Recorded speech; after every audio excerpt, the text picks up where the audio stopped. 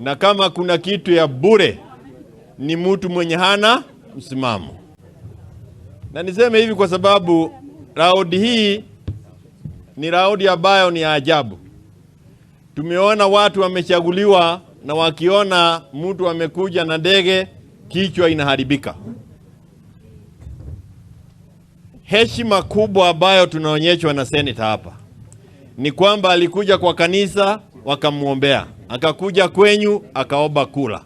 Amerudi hapa kupitia kanisa, kupitia chama chake kuja kusema asanti.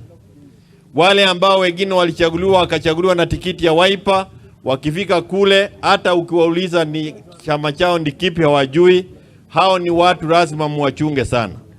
Raundi ingine musije mkawapa uwezo wa kuwasimamia, kwa sababu mtu ambaye hana msimamo, hata kama ni kule Ikuru wanasema wanaenda kutafuta maendeleo, mwenye yako kule Ikuru akimuona anajua huyu ni mtu mwenye hana msimamo, yeye hawezi ukamwachilia ama ukasema you cannot trust him with anything.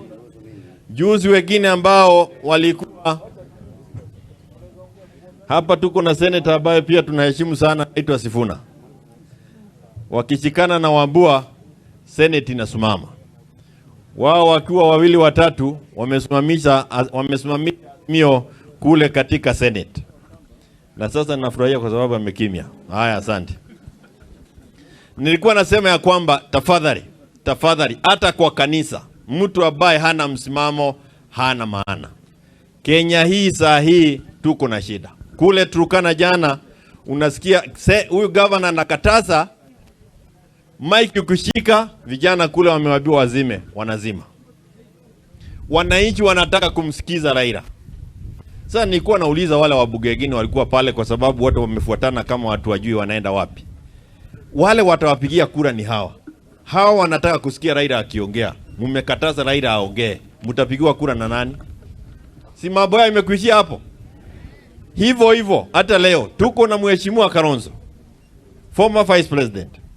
Na wale ambao hawajui historia, yeye alisimamia Kenya wakati tulikuwa na ugumu wa siasa miaka ambayo iliyopita.